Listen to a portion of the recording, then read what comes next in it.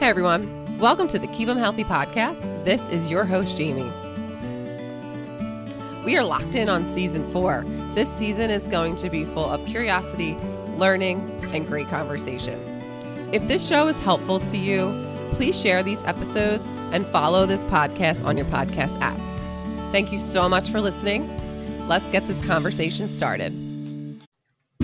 On the Keep 'em Healthy podcast today, I have Christa Biegler. She is an award-winning dietitian and root cause nutritionist and owner of the Less Stressed Life Nutrition. But side note is that she's also a podcaster like me, and she has the Less Stressed Life podcast, which I have actually listened to prior to even booking you, Christa. Fun. And I know. And so this is kind of like, oh, I'm a fan. So this is really cool to sync up with you. But anyway, Christa, welcome to the show. Thank you. I love hearing. It's always kind of funny. Podcasting, as you know, is so one-sided. So when you finally get to talk to someone on the other side listening, it's actually quite fun. I remember first being shocked like years ago when someone from my small town would say like, "Oh, I heard this on your podcast." I was like, "I'm sorry, what? Someone is listening to this?" So it's kind of a comical, weird thing, and it's always nice to have a real conversation. It is. But today I'm really excited about this topic, Christa, because our skin, especially for women and for my listeners, I know you care. Our skin means a lot to us, especially as we are aging and having hormonal changes. Our skin can go up and down in different versions of acne, no acne, oily, not dry, great color, not great color. So my question for you, Christa, is what has your skin meant to you in your health journey? Well, it was pretty humbling for me because about 10 years ago, I went into what I would call my first major health crisis, where I woke up one morning with a rash all over my eyes and neck and face. And of course, I'm sure that wasn't the first sign, right? It was just that I was less aware at that time. And before that, I had thought, there's so many things that we have in our lives that we think are normal until we realize that they're not normal. So when I was in high school, I used to think I had genetically dry skin. Now that is actually true. I actually do have genetically dry skin. We talk about the genes that create that, but that how I was perceiving it in the world was, oh, my skin gets dry in the wintertime and sometimes it's flaky.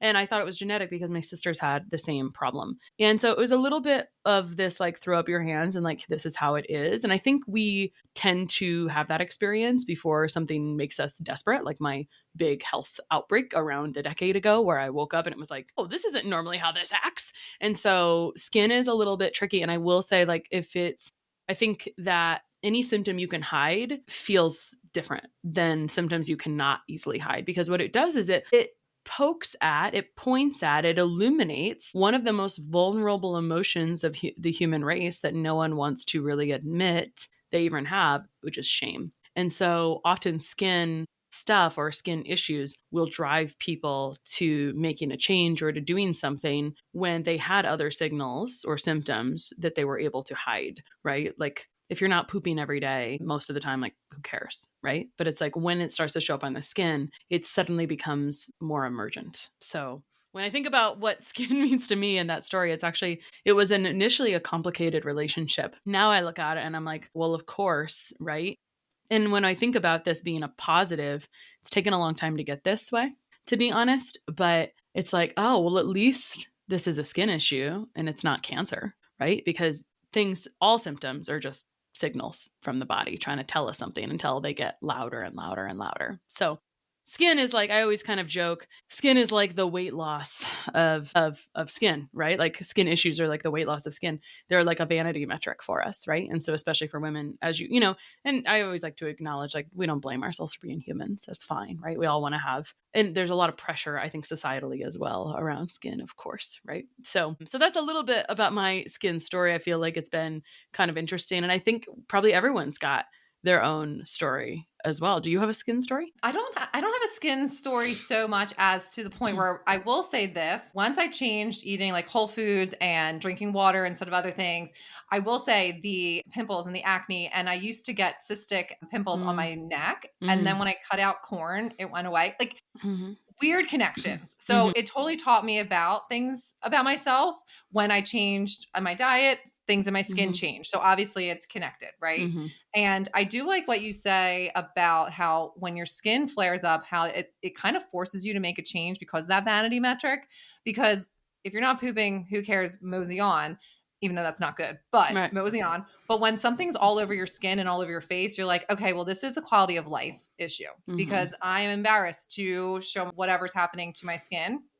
So it does force you to make a change. So why does the skin send messages to our body? Or should I say, how does the skin? Like, what is this all about? What does this even mean that the skin's involved here? When we're talking about skin from a general perspective, why do symptoms show up on the skin in general? And I'm a systems based girl. And this happened by just being discontent by root cause things. As you learn more about physiology, you just go deeper and deeper. And so I think the simplest way to talk about it is that all symptoms relate to a system. So when we're thinking about what the skin is it's the largest drainage organ, right? And so the drainage system, like when we're talking about drainage or detoxification, there's multiple systems. We've got our lymphatics, which many of them are from our shoulders up. So when you have the cystic acne in your neck, or if you get something behind your ears, I used to get little like spots behind my ears. There's so many lymph nodes from like your neck up. It's almost a third of them. So the lymphatic system, which is really triggered by movement, it's right, this superficial fluid. It's kind of the unsung hero of drainage. And then we've got our breath and our lungs as a part of drainage. We've got skin and perspiration. We've got kind of what we normally think more of drainage, the colon and bowel movements. And we've also got what's going on in the kidneys and excreting urine. And so when we think just basically when things are showing up on the skin, the body is got a full trash bucket essentially. And so the skin is just a safe place for the body to put trash when it cannot get it out. So, most or obvious example is if you're not pooping every day, a lovely banana poop 1 to 3 times a day, which would be normal, then that's a major way we're having drainage. We're getting garbage from the inside to the outside, right? This is where like infrared sauna is really beautiful because it's like, and it's provoking sweating. And then you have to actually towel that off. Otherwise it reabsorbs. You just reabsorb that toxic waste. So when things are showing up on the skin, I always just say like, oh, it's just a safe place for your body to put stuff. And in a way, it's a beautiful thing because at least you can see it and do something about it. So what I liked what you said was that our skin, we have a lot of different systems that are going to get rid of the quote unquote trash in our body, which can mean environmental toxins, could mean from the food that we're eating, the water that we're drinking, whatever we are inhaling in the air, things like that. And then if those systems are not working, so you're not pooping regularly, or your kidney is having an issue and you have a urinary tract infection, whatever the case may be, that your body has to get rid of that quote unquote trash another way. And so your skin is a way for that to release that trash. So what would that look like? So when the skin is releasing the trash, what could that show up as? Yeah. So actually skin issues show up in multiple ways. I do a lot of work with eczema. I don't get too attached to the name or the diagnosis of what it looks like. I mean, your story has some acne and some specific kinds of acne, but in general, you can make some conclusions about where things show up on the skin and how they're presenting in general. And I think this is kind of interesting because I figured this out from just working with humans mostly. So there's a few ways I think skin rashes can present. The first one, and the most straightforward way, looks kind of red, angry, rashy. It might be circular looking. It usually shows up first, not always, but very commonly, especially with young kids, usually going to show up first in some lymphatic areas of lymph nodes inside the elbows or behind the knees, but it can be all over the place. It can be all over the trunk. But again, little red raised spots, often circular. And then often worse later in the day than in the morning. Sometimes people will wake up looking better and then it just gets worse as the day progresses. For me, I call that inflammatory type eczema. It's very much gut mediated and gut derived. So what I will say is, at least in the eczema world, and by the way, like I see a lot of crosstalk over psoriasis and eczema. And then there's also all these other like nuanced skin conditions like Rovers or whatever. Again, I'm more care about the overall history, how it presents and how it's acting and behaving than I do with the diagnosis. So that's just me. As long because I'm just looking for like results. We're all attached to the diagnosis until we're like, oh, okay, but that doesn't really take me too far down the road. So what I can say, so I'm going to kind of talk about it through the lens of eczema for a moment, but it's just general skin rashes. So in eczema, we already agree universally that there's a Staphylococcus aureus overgrowth on the skin. Well, skin grows from the inside out, right? So when you're talking about changing your diet and changing your skin, it's like, well, it makes sense because it's just a picture. I kind of think this is where we're similar with like dentists. The mouth is sort of a picture of what's going on inside the body. The skin can be a bit of a picture of what's going on inside of the body as well. So we agree that Staph aureus is overgrown on the skin. The skin grows from the inside out. I have never seen a stool test that was not overgrown in Staph aureus on any skin rash case. That said, there's many other imbalances that can occur. And when you have imbalances going on in the gut, you're not going to digest and absorb that food. And so unfortunately, food can make you look more reactive, or it can cause some symptoms. I think that's a bit superficial most of the time. I think it's really secondary to what's really going on underneath. But once the gut and immune system or this inflammation is increased because there's different weeds, let's say this Staph aureus is overgrown. These weeds are like dandelions, and the dandelions give off seeds. And now this is increasing the waste, right? And so this is where the skin comes in, because now we're passing off the waste to one of these drainage systems, usually the liver, right? There's a gut hepatic portal. And so it's usually like very closely connected. So what's going on in the gut directly impacts the trash that the liver's got to take out. The liver's got to take out everything, right? Anything we put on or in our body. All medications are studied for how they go through the liver enzymes all the time, all the CYP450 enzymes.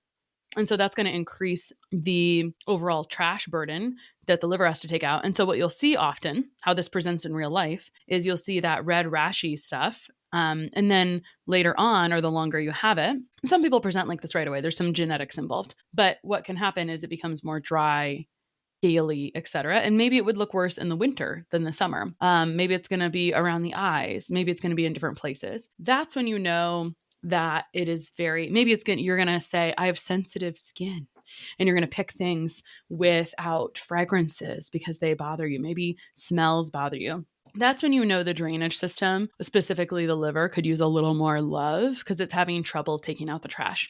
Maybe it's understaffed and overworked. Very likely in this world to be understaffed and overworked. And so when it's having trouble breaking down the boxes, putting them on the conveyor belts and taking out the trash, it may back up on the skin. Now, not everyone is going to have it back up on the skin. Some people, they're going to present with increased anxiety.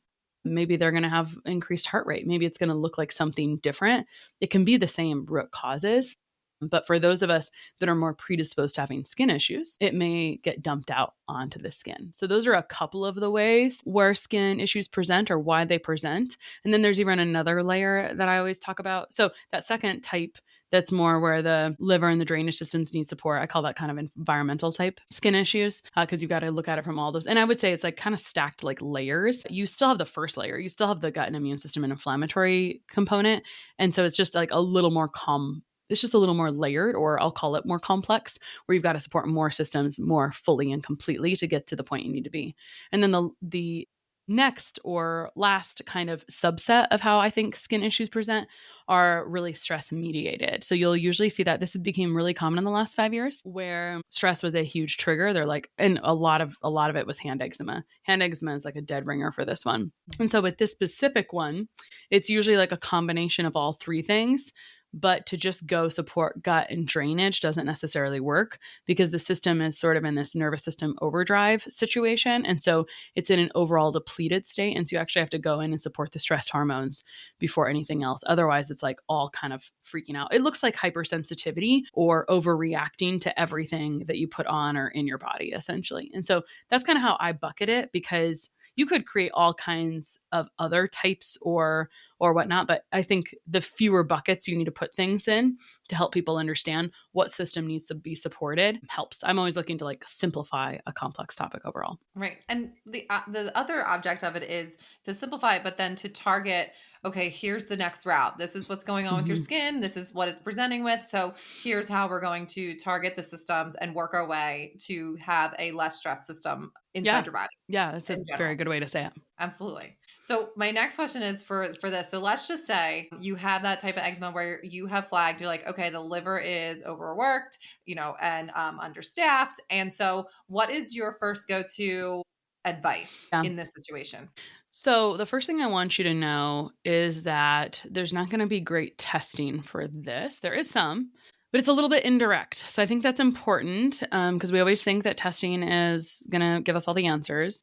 And I have a little bit of a jaded view that your symptoms and the patterns in the symptoms are going to probably going to be a little more efficient than testing. If you spend enough money and you wait long enough, like you will find some tests that are off. But I've had people who had extreme toxic burden symptoms and a clear history of weird exposures because of work stuff that I've done these total body burden tests, and really not much has come back. So I just want to tell you that, because even in blood work wise, there are a couple liver enzymes, and usually those aren't going to look off unless something is really crazy wrong. This one is a little bit more of a signal, but again, it's not needed if lipids look off, because that's all being kind of processed through the liver as well. So I just want to acknowledge that symptoms are really lovely first, because the first step is always assessment. Like, hey, and you said that already. You're like, hey, once I've assessed this and determined, hey, this is what this looks like, and what were some of the triggers, or what were some of the reasons? Because that kind of directs us back to the physiology. You're going to look more dry and patchy and flaky systemically if you need to support liver and drainage function, because the liver makes bile, and bile breaks down fatty acids, and fatty acids make up the lipid membrane of the cell. And so anytime my skin is dry, it's like, oh, I need to support these lipid membranes. So I'll just share that. So for me, it's considering the physiology of how this actual machine or system works. Specifically with drainage or liver, you've got to kind of go in reverse. I call it unkinking the hose, because if you go out to the internet and you learn like milk thistle and dandelion tea are helpful, and I see this a lot. Now, I do love Eastern Asian medicine and traditional Chinese medicine, but sometimes people come to me and they say, hey, I took these TCM herbs, or these traditional Chinese medicine herbs, and everything got a lot worse. And this is kind of like, unfortunate job security for me, is that if you kind of do this the wrong way, or if you turn up the volume on the hose, but the rest of the hose is kinked, it's going to make it worse on the skin. It's going to like push more out onto the skin. So you've got to make sure you do it in reverse. And so the first step is step 3 of elimination, which is making sure, and it's all a little bit tricky because it's like some of these things work together, but it's like, how can you open up some of that drainage that we just talked about? How can you help not inhale crap air? How can you help not intake crap water? How can you make sure you're pooping so that way drainage is open? How can you move your lymph, which is just moving your body, by the way? How can you make sure all that phase 3 stuff is open as much as possible? Sometimes it's imperfect. You can't do everything, but we do our best to like put less in, that it's got to be cleared out. And then you go in reverse from there. So with drainage or the liver specifically, there's essentially 3 phases. That last one is the one I just talked about, which was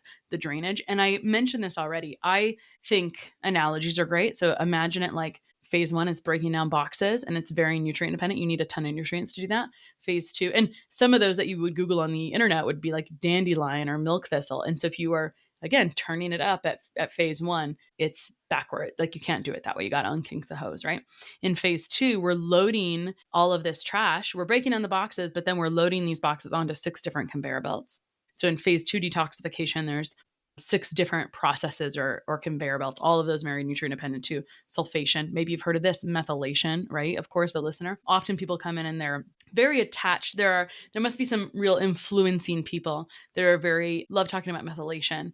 I just feel like it's a soundbite and it's not really conveying the whole big picture. It's like, cool, methylation is a problem for 60% of the population, but what about sulfation, glucuronidation, which is going to be, if you're having issues with glucuronidation, you probably are going to have bigger menstrual or period symptoms, because that's going to have to do with how your body packages up estrogen and takes it out. It gets like unpackaged again accidentally.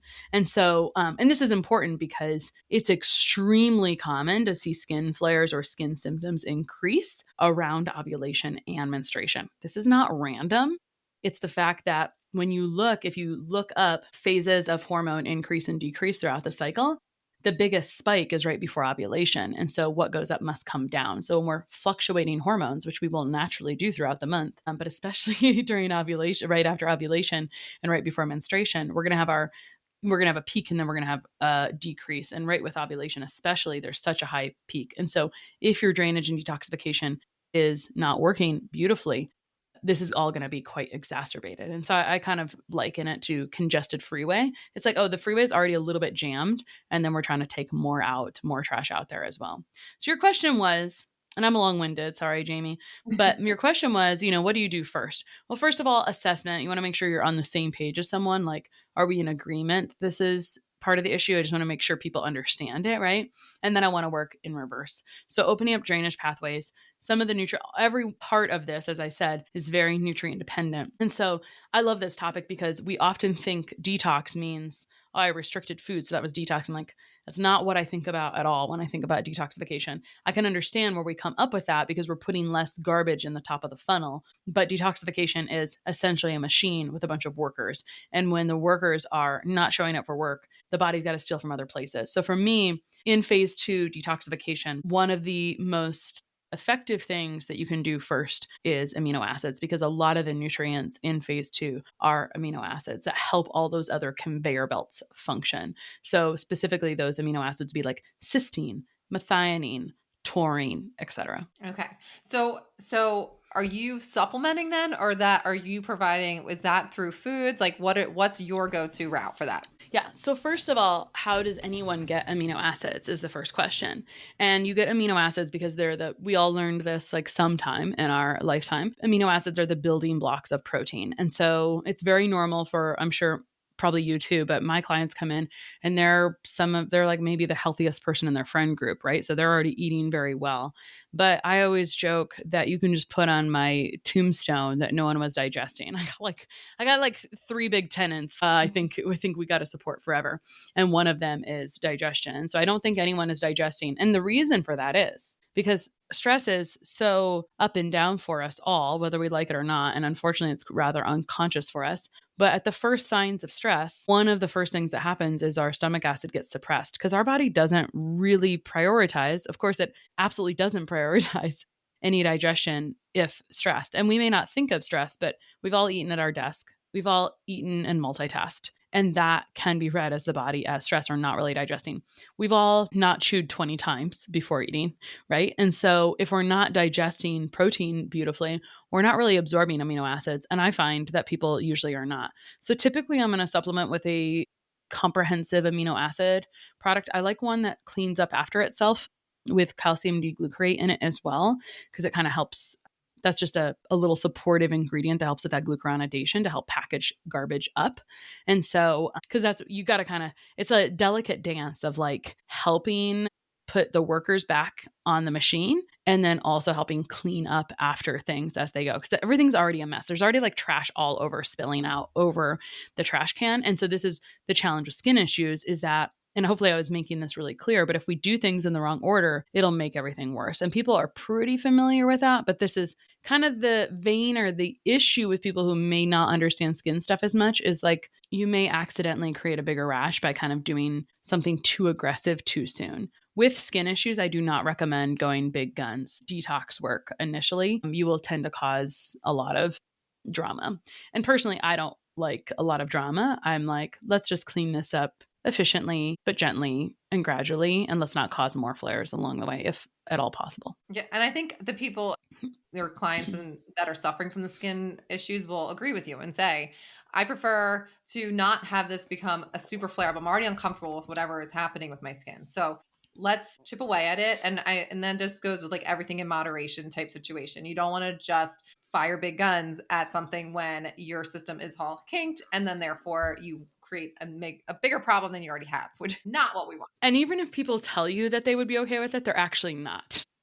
So that's pretty obvious by their reaction. I mean, not with your skin, not when that is what we walk around with every day. Mm-hmm. And this is what people see. The first things they see of us is our, like that matters. Right. There's stuff we now push off until like month 3, because here's the reality with when we're talking about all these things, it's not like one thing that solves everything. It's like a bajillion things that work in symphony. And so but if you give people too many exogenous things, like if you take too much stuff, your body's got to clear all of that. Like I don't know if you see this, but people come in sometimes on 12 supplements or something. It's like, this may be doing more harm than good, right? Because it's not very synergistic. It's not really strategic. So it's just sort of like, I heard this was good, so I threw it in there, right? And it's like, this is kind of a lot. So why don't we just like back off on some of this and get a little more strategic and take less things? And then I tend to rotate through things. And so the reason I bring that up is because, there is a time and a place for like deeper, more supportive detoxification provoking nutrients. But I find like waiting till 3 months is really magic, because if I do it any sooner, then I got to listen to complaining. And so we don't want to make anyone unhappy. We're trying not to cause unnecessary pain for anyone, right? So it's like, hey, if I notice something is just not working for a lot of people, let's just go ahead and shift it a little bit and keep supporting a little bit and putting more in that's a little more gentler, a little more supportive, cleans up after itself, etc. I like that plan. My next question for you is, what do you know about skin that probably most of my listeners do not know? I think that so there's a topic I was talking about with my sister-in-law having coffee on the deck this weekend. And we were talking about this weird little thing that I had learned from working with humans where sometimes people will take a multivitamin or something and have like loose stool. And what I found was when you pair it with lipid membrane support or fatty acid support, then they would no longer have loose stool when they took this nutrient. Now, what this is about is that inflammation, which is inevitable, is going to use up fatty acids and cell membrane nutrients. And if you don't have a nice cell membrane, it's like trying to get grass into a dry desert, that's all cracked and split. It just doesn't go in. You want to have a cell membrane that's like this fertile, lovely soil where the nutrients actually get in. And so because of like experiencing this with people, there is a real order to how you support nutrients or like how often you need to add this other little piece, right? You've got to maybe support the cell membrane or even in the sodium potassium pump to sometimes get nutrients into the cell, because most health concerns could be improved by making sure we're digesting, absorbing, getting nutrients to make all those systems work in general. This is a very nuanced little thing. So back to the premise again, inflammation is inevitable. And something I'll share is when I used to do a ton of comprehensive nutrient testing, athletes would look the worst. Like they would have like the worst nutrient stores.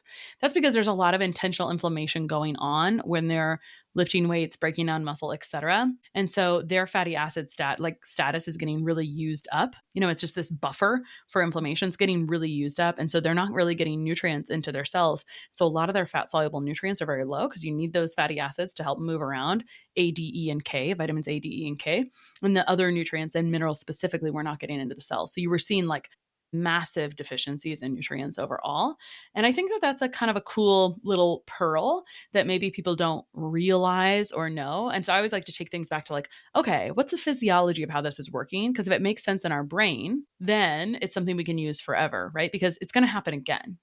And sometimes we're predisposed, like I don't convert plant-based omega-3s to animal-based omega-3s. And by the way, if you have a slow fads gene, you don't either. And so I'm more predisposed to having more dryness in the winter. My son has it too. My middle child did not get this. And so you may have a little more predisposed dryness because why?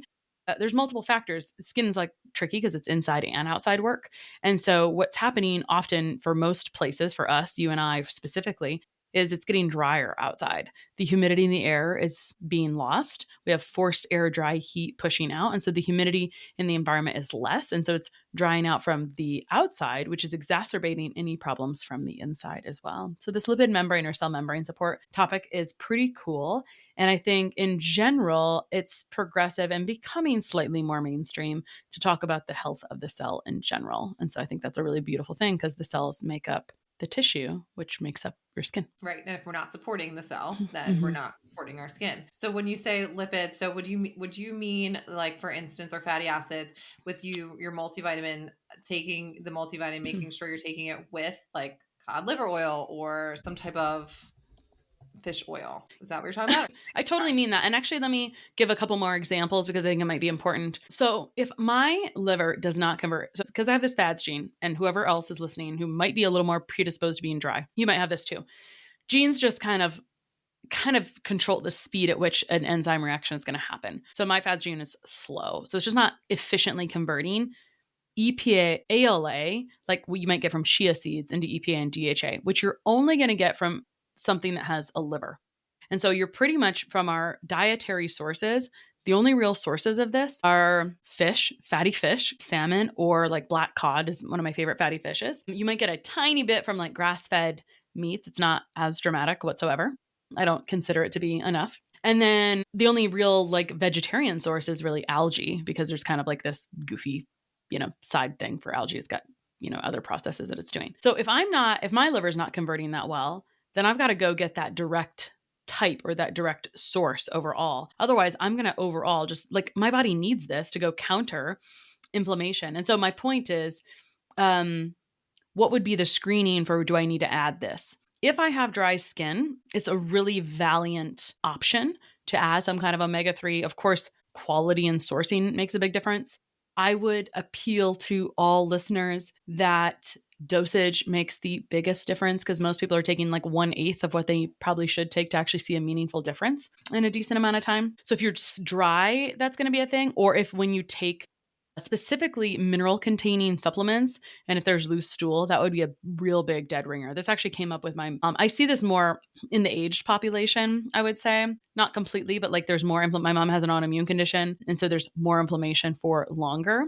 And so the longer you've had something, like usually the more depleted you are. She's also comes from the Reader's Digest generation, where you read about a supplement and then you take it. And so that's a lot of whack-a-mole. And so you're creating other deficiencies of nutrients when you're like single supplementing something and you don't realize it. Some of the dead ringers for that I just want to mention would be like if you're taking isolated vitamin D without cofactors, you'll cause depletions in vitamin A, which is huge for the immune system. If you're taking zinc by itself, you'll cause depletions in copper, which is huge for energy production, et cetera. These were big issues since 2020, because you were like, oh, I got to boost the immune system. And so people were just on like these large doses of vitamin D and zinc, without consideration of like, hey, there's antagonistic and synergistic things. Not shockingly, large tangent for your question, which was, hey, when do I need to take this? It doesn't apply to everyone. I will say that. But for those that it does apply to, those are good pieces. Long answer to a short question, but I think the conversation is, sometimes people come in and they're taking, the reason I'm a little sensitive to this topic is that these particular supplements are expensive. And I think that everyone, and I'm not really a proponent of taking anything forever. And so I'm a big fan of like cycling things in. I think awareness around like, have I had more inflammation recently, right? Like, have I been building muscle is like a good sign for me. Like, oh, maybe I need to cycle that in. In the winter, it's natural for me to cycle it in because I'm noticing like I'm a little more dry. So I'm going to cycle this in because I need to add this support overall. I think the cycling is important just to be not only cost conscious, but also there's supplement fatigue is real. And I just think like when we cycle, I like to use supplements as tools for how I want to feel, for how I want to look, for how I want to operate in my life. And I think the answer to doing that is to understand it enough so that you can do that. Right. Which is what I love about you're looking for a relationship and a dance between what food you're eating, what supplements you're taking, and how you're feeling. And it's not just, oh, I read this, I'm going to take that. They're taking that, so I should take that. It's like, no, what actually does that relate to the dynamic of my system? Do I have dry skin or not? Do I have loose stools or not? So I do appreciate that take. And because it's expensive to buy a million supplements all the time. And sometimes it is overwhelming. And you're like, why am I taking all this? Is it just expensive pee? Am I digesting it? Am I not? And as someone who isn't a dietitian or a scientist or whatever, like, how would you know? So that's some good advice. So I appreciate that. So Christa, I would love for you to tell my listeners if there's anything new going on with you and where we can find you if we want to know more about your podcast and what you do. Sure. Well, I spent this last year kind of burning down what I was doing in business because I was just noticing, I think you just I'm a questioner and I was getting sick of certain things. Specifically, what I was sick of was over supplementation, over testing, people being on the same things forever, thinking that food restriction or like issues around food restriction being huge issues. I mean, they cause all kinds of problems. And then finally, this is the sneaky one, dependence on providers or not being empowered. And that can happen really honestly, to be honest, like, right, when we're giving people answers, they can feel reliant. And so, but this was a problem for me. Like, I really wanted people to stand on their own 2 feet. I wanted them to feel really independent. And I felt like this is how you change healthcare. It's how you, creating health autonomy is like the real answer to unlocking things. Cause like, it's not if, it's when relapse stuff will happen. If you're kind of predisposed to something, like things will happen. If they happened once, they can sure happen again. And so understanding that, recognizing it, et cetera, is really important. So anyway, last year I set out to try to solve for all these issues I was noticing, which is kind of a big order, but it was a bit of a game and I love a game. And I've been practicing functionally for about a decade. And I was just like, I don't really like the way this is. Like, there's just issues in this industry. So I streamlined an entire process around like how you can triage and help people identify the right first step. So that way they're not wasting time like on things that don't really matter. which speaks to my core values of efficiency, how you rebuild resilience, and how you prevent relapse overall. So I kind of put that into a training recently. I literally have tested this for an entire year, and I'm really proud of how it came out. And so you asked what was new, and I just opened that up or put it on my website like a month ago. And it's my intention that it's really supportive to people to help them pull these concepts together overall and do some self-assessment. And also to see, I hope, some of the same problems, like see that there's answers to some of the same problems that I was seeing in this overall industry. So I don't know if that's helpful, but I call it sensitivities or simply signals. Oh, I like that. I like that. In same way that, the skin is giving us messages and we have to receive the messages and then figure out what to do with them. Exactly. Yeah, do something about it. Exactly. So, Christa, thank you so much for being on the show. And listeners, I really hope that you took away some good information and you have some understanding of maybe what's going on with your skin if your skin is having a flare up. So, Christa, thank you so much for being on the Keep 'Em Healthy podcast. Thank you so much for having me, Jamie.